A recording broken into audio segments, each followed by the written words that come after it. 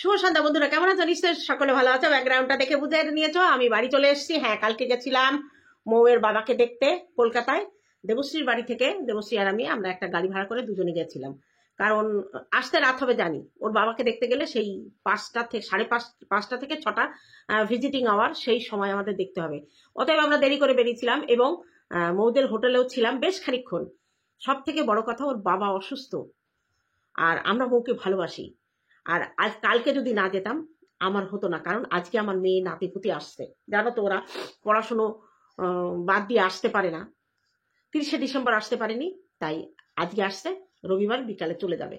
সেই জন্য তাড়াহুড়ো করে আমি দেবশ্রীকে বললাম যে আমি যাব, তুমি কি যাবে? তা বললো ঠিক আছে, যখন যাচ্ছি তাহলে চলো। দুজনে মিলে একটা গাড়ি ভাড়া করে আমরা গেলাম। ভালো দেখলাম, অনেকটাই ভালো আছে ওর বাবা। সব থেকে বড় কথা জানো, যখন আমি সামনে গিয়ে দাঁড়ালাম তখন আমাকে দেখে নমস্কার করে বলল, ভালো আছো? ভালো আছেন? আমি বলছি, আমাকে চিনতে পেরেছেন? বলছে হ্যাঁ, তোমাকে মেয়ে দিয়ে দিয়েছি, চিনবো না? আপনাকে বললো যে আপনার কাছে মেয়েকে দিয়েছি, চিনবো না? তখন আমি কে বললো? তখন বলছে যে গীতা দি। চিনতে পেরেছে, আমার খুব ভালো লেগেছে। আমিও নমস্কার করলাম, উনিও নমস্কার করলাম, অবশ্যই হাত জোর করে, কারণ উনি শুয়েছিলেন। এটাই হচ্ছে ভালোবাসা। যাই হোক, ভালোবাসা, মৌকে ভালোবাসি, সারা জীবন ভালোবেসে যাবো, এটা কোনো স্বার্থের ভালোবাসা না। আর এর আগেও আমি যতবার মৌ কলকাতায় এসেছে আমি দেখা করেছি অফ ক্যামেরা, কিন্তু এবার আমি ভেবেছি না, মৌয়ের সঙ্গে দেখা করব, অফ ক্যামেরা আর করবো না, অন ক্যামেরাই করব। কারণ আমার ভিউয়ার্সরা চায় যে মৌয়ের সঙ্গে আমি দেখা করি। কমেন্টে বলেছে, দেবশ্রীর শর্ট ভিডিওতে বলেছে। যাই হোক, চলো, কথা আমি যেটুকু আপডেট দিলাম। আজকে মৌয়ের বাবার ছুটি হয়েছে, ওরা 2-1 দিন পরে হয়তো বাড়ির দিকে ফিরে যাবে। খুব আশা ছিল, এবার ওদেরও আশা ছিল, ওর মায়েরও আশা ছিল আমার বাড়ি আসবে, আমারও আশা ছিল, কিন্তু ওর বাবার যা পরিস্থিতি আমি জোর করতে পারলাম না। তবে কপালে যদি থাকে, ঈশ্বরের যদি মনে জাগে আমাদের আবার দেখা করানোর, আমার বাড়িতে আসার, অবশ্যই বৌদি আসবে। যাই হোক, চলো। ও সন্দীপ, শেষ পর্যন্ত বাঙা টিন্ডা ফেলাইয়া খুব ভালো করেছো। কারণ দেখো, এটা কোনো কন্ট্রোভার্সির কথা বলে কথা না। কথা হচ্ছে, একটা ভাঙা টিন ওইভাবে ছাদের উপরে রেখে দেয়া বিপজ্জনক, যে কোনো মুহূর্তে যা কিছু হতে পারে। তা ওই টিনটা বিপজ্জনক অবস্থায় ছাদের উপর ছিল, সেটাকে ফেলা হয়েছে। এবং সত্যি সত্যি জীবনে যে জিনিসগুলো বিপজ্জনক, তাদের থেকে দূরে থাকাই ভালো, আর তাদের থেকে সরিয়ে দেওয়াই ভালো। এটা তোমরা যেভাবে যে নিতে পারো, আমার কোনো আপত্তি নাই। এরপরে আসি, আমি আমার টাকায় ফোন কিনবো, আমার টাকায় আমি ফোন কিনবো, সেটা লুকাবো কেন?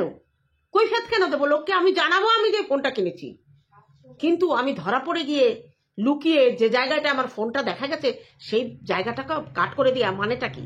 এই যে আমি যে ফোনটায় কাজ করছি, আজ থেকে 1 বছর আগে, 1 বছর আগে ফোনটা আমার কেনা, তারও বেশি হবে। আমি পেমেন্ট পাইনি তখন কিনেছি, ইনস্টলমেন্টেও না, ক্যাশ টাকায়। 38,999, তার মানে 39,000 টাকা, ভিভোর একটা ফোন। লাইট, ক্যামেরা, বিশেষ করে ফ্রন্ট ক্যামেরা, আমি বলেছিলাম আমি ভিডিও করি, ফ্রন্ট ক্যামেরা আমার ভালো দরকার। আর সাউন্ড, রাতের অন্ধকারেও এটায় বেশ লাইট হয়, কোনো অসুবিধা হয় না। তা আমি কিনেছি আমার টাকায়, আমি লুকাবো কেন? আমি তো দেখিয়েছি, আমি এই ফোনটা কিনে এনে সবাইকে দেখিয়েছি, আমার ভিউয়ার্সদের দেখিয়েছি। এই ফোনটা আমার ব্লগিং চ্যানেল, এটাও ভিভো, এটা 35,000 টাকা নিয়েছে। এটা আমার ইউটিউব ইনকাম থেকে ইএমআই করা ছিল, প্রত্যেক মাসে এটাকে পেমেন্ট দিয়ে আমার এটা শোধ হয়ে গেছে। এটা পুরো আমার ইউটিউবের ইনকাম থেকে। আর ওই ফোনটা কেনা আমার পুরো আমার নিজস্ব টাকায়, আমার মানে অন্য আমার চাকরির টাকায়। এটা তো গর্বের বিষয় যে আমি আমার ইনকামে, নিজস্ব ইনকামে, ইউটিউবের টাকা একটা ফোন কিনেছি। তাহলে সেটা নিয়ে লুকোচুরি কেন? লুকোচুরি কারা করে? যখন তার নিজস্ব টাকায় না, দয়ার দানে কেনে, তখনই লুকাতে হয়। আজকে ও যখন কেসের নোটিশ পেয়েছিল তখন বলেছিল যে চিকিৎসা করতে আমার সব টাকা শেষ হয়ে গেছে, আমার হাতে কোনো টাকা নেই, আমি কেস লড়তে পারবো না। তখন কিউআর কোড দিয়ে লোকের কাছ থেকে টাকা নিয়েছিল, এবং টাকা নিয়ে সেই টাকা কোনো হিসাব দেয়নি। হঠাৎ করে চলে এলো একটা টেবিল, অবশ্য খুব দামি না, একটা কভারও কেনেনি। তারপরে ক্যামেরার মধ্যে ড্রেসিং টেবিলের সামনে দেখা গেল আইফোন কিনেছে, যার দাম কেউ বলছে 60,000, বাবা আমার আইফোন নেই, কেউ বলছে 39,000, কেউ বলছে 62,000, কেউ বলছে 65,000। তাহলে ফোনটা কিনেছে নিজের টাকায় হলো তো বলতো। তা আমাদের ওয়াইটির দিদিমণি একটা ফোন কিনেছে, আইফোন প্লাস, যার দাম কেউ বলছে 65,000, কেউ বলছে 59,000, কেউ বলছে 49, 39, আমি জানি না আইফোনের দাম কত, কারণ আমি অনেকদিন ফোন কিনি না। সেই ফোনটা সগর্বে কেন ইউটিউবে দেখাতে পারছে না? ফোন কিনেছে, অসুবিধা কোথায়? ক্যামেরা কোয়ালিটি ভালো, ফোন তো লাগবে, অবশ্যই লাগবে। আমাদের দেবশ্রী একটা আইফোন কিনেছে, বেশ সুন্দর হয় ভিডিও। তা যাই হোক, তা ওর ফোনটাও কেন সবার সামনে দেখাতে পারছে না? কারণটা কি? কারণ ওই ফোনটা ভিক্ষের টাকায় কেনা হয়েছে। ভিক্ষের টাকায় কেস লড়বে বলে ভিক্ষে চেয়েছিল। কেস লুটতে তো টাকা লাগছে না। উকিলের কতটুকু খরচা জানি না, তবে উকিলও মনে হয় ওকে ফ্রি লড়ে দিচ্ছে। কেন? যে ওনার লিগাল অ্যাডভাইজার, সে তো ওর কন্ট্রোভার্সি কিভাবে করবে, ও তো ওকে তো গাইড দিয়ে রাখছে না। তা উনি হয়তো কন্ট্রোভার্সি ক্রিয়েটারদের জন্য একটা পার্সোনাল উকিল, সেই হিসাবে। তাহলে কেন এই যে টাকা দিয়ে, যার নাকি চিকিৎসা করার একটা টাকা ছিল না, সে হঠাৎ আইফোন কিনলো, যার নাকি ভালো মন্দ খাওয়ার টাকা জোটে না, তাহলে এখন এত কিছু কিনছে কোথা দিয়ে? টেবিল চেয়ার কিনলো। ওই টেবিলটা কোথায় পেতেছে আমি বুঝতে পারছি না। রান্নাঘরের দরজাকে ব্লক করে পেতেছে, কারণ ওর রান্নাঘরে যা জায়গা আছে ওই টেবিল চেয়ারটা পাতলে ও ছাড়া আর একটা মানুষ দাঁড়াতে পারবে না। যাই হোক, ওর ইচ্ছা হয়েছে একটু টেবিল চেয়ারে খাওয়া ঠান্ডার মধ্যে, অবশ্যই ভালো, তবে টেবিলের কোয়ালিটিটা আর একটু ভালো কিনতে পারতিস। ওই টেবিলটা কোয়ালিটি ভালো হয়নি। তোর বর যেটা বলছিল, মানে আমাদের ভেরু যেটা বলছিল, নীলকমলের কিনলে ভালো হতো, নীলকমলের কিনলে অনেক দিন যেত, কিন্তু সেটা কেনেনি। একটা পাতি টেবিল চেয়ার কিনে নিয়ে এসছে, কিন্তু টেবিল চেয়ারের দোকানে গিয়ে সোফার দাম, ওয়ার্ড্রপের দাম, 3 ফোল্ডের আলমারির দাম সব শুনছিল, কাচের টেবিল শুনছিল, এবং বলছে 10 বছর পরে ওনাকে কিনবে। না না না, 10 বছর লাগবে না, মাঝখানে ঘপং করে আরো 2বার Google QR code, PhonePe QR code দিয়ে দিস, উঠে যাবে। তুই শুধু বলবি আমার এইটাই ইচ্ছা করছে, কারণ তোর মুখ থেকে ওই নোংরা কথা, নোংরা ভাষা, ওই লোকের পিন্ডি চটকানো ভিডিও যারা দেখতে চায় তাদের তো খেসারত দিতে হবে না। কিউআর কোডে টাকা দেবে, তুই কিনে নিস, অসুবিধা নাই। একবার শুধু মুখ দিয়ে বলবি, তারা দিয়ে দেবে, কারণ তারা তোর নোংরামি না দেখলে তাদের পেটের ভাত হজম হয় না। যাই হোক, ও দেখে এলো, কিনতে গেল একটা চেয়ার টেবিল, কি দেখে এলো সারা দুনিয়া। মানে সেই কি জানো তো, কিছু মানুষ আছে দোকানে গিয়ে খুব দামি দামি জিনিস কেনে, মানে দামি দামি জিনিস দেখে, এই বেনারসির দাম কত, এই পিওর সিল্কের দাম কত, এই কাতান সিল্কের দাম কত, এই মুর্শিদাবাদ সিল্কের দাম কত, এরকম সব দাম শোনে, দেখে, নাড়ে ঘাটে, লাস্টে বলে কি না আমার পছন্দ হচ্ছে না। তো বলছে অনেক শাড়ি দেখা হয়ে গেছে, মানে যত রকমের কোয়ালিটি সব দেখা হয়ে গেছে, দেখার পরে বলে কি না ভাল লাগছে না, আপনি একটা নাইটি দেখান। নাইটিও দেখলো দামি দামি, শেষে একটা ব্লাউজ কিনে নিয়ে চলে আসে। কিছু ছেঁচড়া পাবলিক আছে, দোকানদারদের খাটায়। আমি যখন শাড়ি কিনতে যাব না তখন আমি শাড়ি দেখবো কেন? আমি যখন নাইটি কিনতে যাব না তখন আমি নাইটি দেখবো কেন? গেছিস টেবিল কিনতে, টেবিল দেখ, নানান রকমের টেবিল দেখ, না সেখানে গোষ্ঠীর পিন্ডি যা ছিল সব দর করে এলো, আর হে করে হাইসা করলো 10 বছর পরে কিনবো। ইস কি রুচি, টেবিলটার কি ছাপা। যাই হোক, কিনে নিয়ে আসলো, একটা কভারও কিনে নি। তা কিরে, ভিক্ষের টাকায় ভালো ভালো জিনিস কিনছিস, এখন লজ্জা করছে না বলতে? এখন মুখ দেখিয়ে বলতে লজ্জা করছে না? সন্দীপকে বলেছিলি, এখনো আজকেও বললি যে ভিক্ষে তাদের মানে লোককে বলা যে উপহার দাও, তোমরা উপহার দাও। এক জায়গাও সন্দীপ বলেনি যে আমাকে উপহার দাও, আমাকে উপহার দাও। আর পিকনিকে যে উপহার নিয়ে গন্ডগোল বেঁধেছিল, শোন তোকে বলি, ওই মিষ্টিটা কলকাতার দুটো মেয়ে, তারা ওই দুটো মেয়ে দিয়া মধুমিতা, ওরা 2 বোন এসেছিল, ওরা সীমার জন্য 2টো চাদর আর মনে হয় সন্দীপের মায়ের জন্য কি সব গিফট এনেছিল, অত আমি দেখিনি, চাদর ফাদর হবে হয়তো, আর ওই ল্যাংচা নিয়ে এসেছিল, এয়ারপোর্টের পাশের দোকান থেকে ল্যাংচা নিয়ে এসেছিল। তা সেই ল্যাংচাটা ওরা নিয়ে এসেছিল, ওরা 2 বোন, এটা সন্দীপের মা বুঝতে পারেনি। যখন ওই ল্যাংচাটা দেখায় তখন সন্দীপের মা বলেছিল এটা বাংলাদেশ থেকে লিসা এনেছে। সেই কথাটা ওদের 2 বোনের পছন্দ হয়নি, ভুল করে, কিন্তু সন্দীপ তার পরের দিন অন্য ভিডিওতে বলে দিয়েছে, কিন্তু তাতেও তাদের হয়নি। সেখানে গিয়ে কমেন্ট করে এসেছে 20 পিস ল্যাংচা নিয়ে গেছি অমক দোকান থেকে। তারপরে তারা সীমার কাছে, এর কাছে, ওর কাছে বলেছে যে আমার ল্যাংচাটা কেন লিসাকে দিয়ে বলা হলো, লিসার নামে বলা হলো। তাহলে কেউ উপহার যদি কেউ দেয়, সেই উপহারের ওই আমরা তো কোনোদিন বলি না যে আমি এটা দিলাম তুমি বলে দিও। কোনোদিন কেউ যদি ভুল করে নাও বলে, কোনো রকম তো কিছু হয় না। ওই যখন গিফট দেখছিল আমাদের সমাধি একটা বন্দুক দিয়েছিল, এবং সেই বন্দুকটা কৃষাণু নিয়ে খুব খেলেছে, এবং সবার শটের মধ্যে কিন্তু বন্দুকটা আছে। কিন্তু যখন গিফট দেখানো হয় তখন কিন্তু ওই বন্দুকটার হয়তো খোঁজই ছিল না, হয়তো কৃষাণু খেলে তেলে ভেঙে চুড়ে ফেলে দিয়েছে। কই সমাধিতে একবারও বলেনি, আমার কাছে বসে সমাধিতে একবারও বলেনি আমার বন্দুকটা দেখালো না কেন। এটাই হচ্ছে মন, এটা হচ্ছে মানসিকতা। বাচ্চাটা ওই উপহারটা পেয়ে সব থেকে বেশি খুশি হয়েছিল, সব থেকে বেশি খুশি হয়েছে মোটরসাইকেল আর ওই বন্দুকটা পেয়ে। বাচ্চাদের হাতে না ওইসব দেখলে, আমি একটা বল নিয়ে গেছিলাম, বলটা পেয়ে অনেক খেলেছে, হয়তো বলটা ফেটেই গেছে। কই আমরা তো তার হদিস নিতে যাইনি যে আমরা কি দিলাম, দেখালো না কেন, বললো না কেন। এটা হচ্ছে ছোট লোকের কাজবার। আর গ্রুপ ওরাই তৈরি করেছে, ভিউয়ার্সরা গ্রুপ তৈরি করেছে, সেখানে আমাদের ওরা অ্যাড করেছে, ওটা উপহারের গ্রুপ নয়। ওই গ্রুপে আমরা কখনো গিয়ে কথা বলার সুযোগ পাই না। ওই গ্রুপে ওরা ওদের কেউ বাংলাদেশে, কেউ আমেরিকায়, কেউ লন্ডনে, কেউ কলকাতায়, কেউ এরকম নানান জায়গার মানুষ, ওরা একে অপরের বন্ধু হয়েছে। বাংলাদেশে যারা আছে, আমেরিকায় যারা আছে, তারা কিন্তু ওর বাড়িতে যাওয়া আসা করছে ওই গ্রুপের মাধ্যমে। ওখানে যখন এই গিফট নিয়ে, মিষ্টি নিয়ে আলোচনা হয়েছিল, তখন আমি বলেছিলাম যে তোমাদের দমদম এয়ারপোর্টের কোন ল্যাংচা জানি না, যে ল্যাংচার জন্য তোমার ঘুম হচ্ছে না, আমাদের ওয়েস্ট বেঙ্গলে শক্তিগড়ের ল্যাংচা হচ্ছে সব থেকে নাম করা। আর মিষ্টি যদি খেতে হয়, নদিয়ার মিষ্টি খেতে হবে। নদিয়ার কৃষ্ণনগর, রানাঘাট, সব থেকে বেশি ছানার কাজ গ্রামের দিকটা ভালো হয়। যেমন আমার দত্তপুলিয়াতে এখানকার রসগোল্লা যদি কেউ খায়, তারা বলতে হবে যে রসগোল্লা খেয়েছি। আমি যেখানে যাই দত্তপুলিয়ার রসগোল্লা, কালাকাদ এগুলো নিয়ে যাই। এবার যখন মৌয়ের কাছে গেছি না, আমি তো বাড়ি থেকে যাইনি, আমি গেছিলাম চাকদা থেকে। চাকদাও দারুণ দারুণ মিষ্টি। আমি তো মিষ্টি খাই না, কিন্তু মাঝে মাঝে দেবশ্রী নিয়ে যায়, ওর বাড়িতে গেলে এক পিস খেয়ে দেখি ভালো মিষ্টি। কিন্তু আমরা মিষ্টি ওখান থেকে নিতে পারিনি, আমরা কলকাতা থেকে কিনেছিলাম।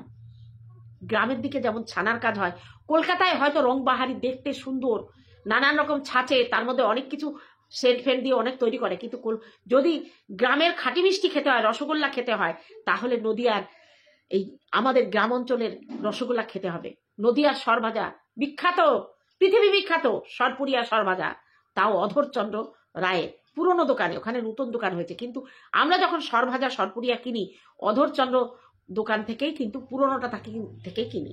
সেটাই আমি বলেছিলাম যে তুমি মিষ্টির অত অহংকার করো না। কলকাতার মিষ্টি আর আমাদের এদিকের মিষ্টি, নদিয়ার মিষ্টি, কোনো জুড়ি থাকবে না এদিকে। আমার বাবা যখন কলকাতায় যেতেন, বড়ুয়ার কেক আর ভীমনাগের সন্দেশ নিয়ে আসতেন বাড়িতে। বাবা যখন পিটি পড়তো, আমি তখন ছোট, তখন সেই থেকে নাম শুনেছি যে কলকাতায় বড়ুয়ার কেক আর ভীমনাগের সন্দেশ, এই দুটো জিনিস কলকাতা থেকে বাবা নিয়ে আসতেন। যাই হোক, সেটা নিয়ে তুই কথা বললি, তুই জানিস না তোর তো একটা গ্রুপ ছিল না, স্ট্রং গ্রুপ।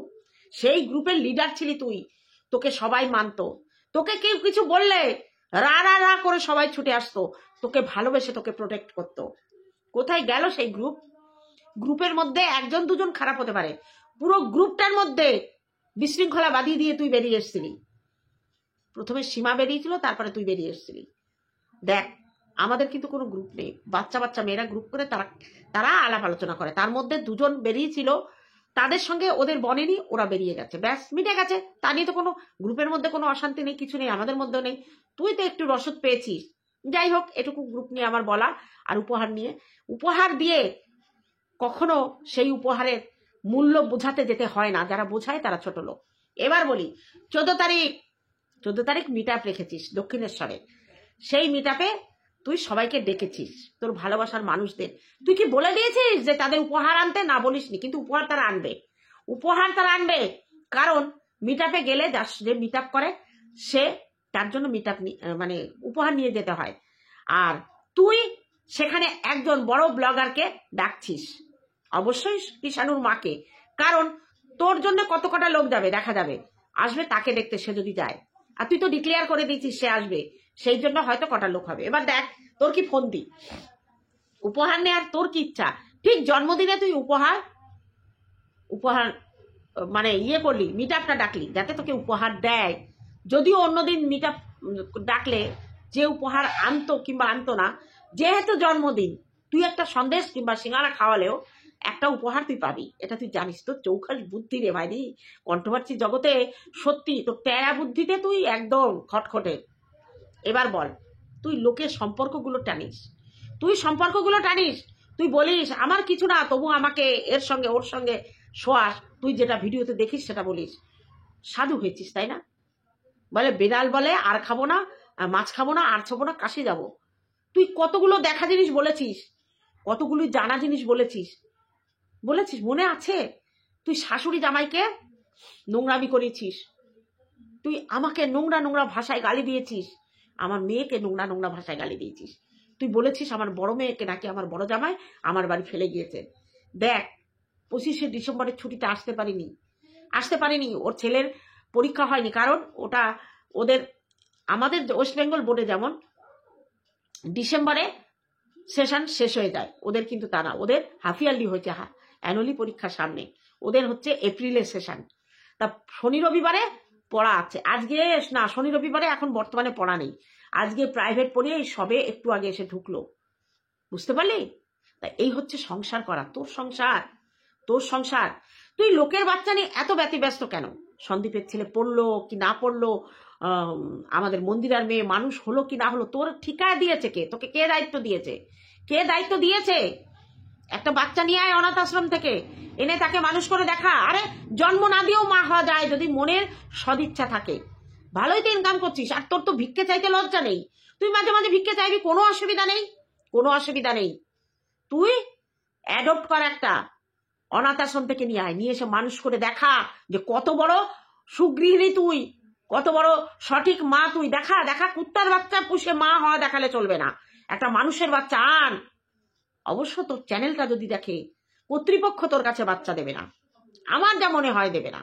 কারণ একটা বাচ্চা মানুষ করতে গেলে না, সেই বাচ্চার জন্য নিজের পরিবর্তন আনতে হবে, মানসিক পরিবর্তন, শারীরিক পরিবর্তন, বুঝতে পারলি? একটা বাচ্চার পেছনে কত খাটনি জানিস? সন্দীপের মার চোখের জলে নাকের জলে এক হয়, একটা বাচ্চাকে ওরা 3 জন মিলে সামলায়। এরপরে একটা কথা বলি, সত্যি কথা, সন্দীপের ছেলে স্পোর্টসে গেছে প্রথমবার, তার দাদু নিয়ে গেছে। তোর কি? সন্দীপের বাবা, সন্দীপেরও গার্জিয়ান, সে যদি নাতিকে স্পোর্টস খেলাতে নিয়ে যায়, তোর কিসের অসুবিধা রে? বাবার যেতে হবে, মার যেতে হবে, এমন কি কথা আছে? তুই মাকে একবার বল, তার মাকে বল, তার বাবার পেছনে আদা জল খেলে গেছিস কেন? নাকি বেটাদের গুমুত খেতে তোর ভালো লাগে? অসভ্য কোথাকার, মুখে এত বড় বড় কথা মানায় না। সন্দীপ নিজের চ্যানেল চালাচ্ছে, কারোর চ্যানেল চুরি করেনি তো, ওটা তো ওরই চ্যানেল, নাম ছিল ওর বউয়ের, কিন্তু ওনার ছিল ওই চ্যানেল, ওনার হচ্ছে সন্দীপ। আর সত্যি কথা, আজকে ভাঙা টিন ফেলে দিয়ে মনটা জুড়িয়ে গেছে। আর সোনা গয়নার কথা বলছিস, ব্যবহার করা জিনিসের কথা বলছিস, 100 বার ওর ব্যবহার করা জিনিসও ফেরত নেবে না। তবে ওর জিনিসের সঙ্গে সঙ্গে কিন্তু সন্দীপ বলে দিয়েছে, যা ছিল কিছুই ফেরত দিতে হবে না, ওর জিনিসও নেবে না। সত্যি কথা, ছেলেটা ওর থাকলে ও নিয়ে চলে যেত, ও পেটে ধরেছে, কিন্তু ও প্রকৃত মা হতে পারেনি। প্রকৃত মা হলে সন্তান ছেড়ে যেতে পারতো না, কখনোই যেতে পারতো না, আর সেই মাকে ছেড়ে সন্তান এতদিন থাকতে পারতো না। বুঝিস না একটা বাচ্চা কখন তার মাকে ছেড়ে থাকতে পারে? সেই মা যখন সে বাচ্চার প্রতি কোনো দায়িত্ব, কর্তব্য, ভালোবাসা না থাকে, তখন সে থাকতে পারে। 1 ফোঁটা লেবুর রস, 1 ফোঁটা কেন, 10 ফোঁটা দিয়ে একটা বের কর, দেখ পারিস কিনা। অত সস্তা না। যে জমিতে ফসল পোতা হবে না, সেই জমিটাও, বীজটা যেমন ভালো দরকার, জমিটাও ভালো দরকার। তোর কোনোদিন সেই জমি নেই। যাই হোক, আজকে সন্দীপ তার বাড়ি থেকে ভাঙা টিন ক্লিয়ার করে দিয়েছে, একদম অল ক্লিয়ার। চলো এবার নূতন টিন কিনে, কথা আটকে যাচ্ছে, নূতন টিন কিনে নূতন উনুন তৈরি হোক। শিলাদেবী একদম নূতন টিনে নূতন উনুন তৈরি করবে। তা চলো বন্ধুরা, আজকে এই পর্যন্ত থাকলো, দেখা হবে অন্য কোনো ভিডিওতে। ততক্ষণে তোমরা সাবধানে থেকো। টাটা আমার ভিউয়ার্সদের জন্য।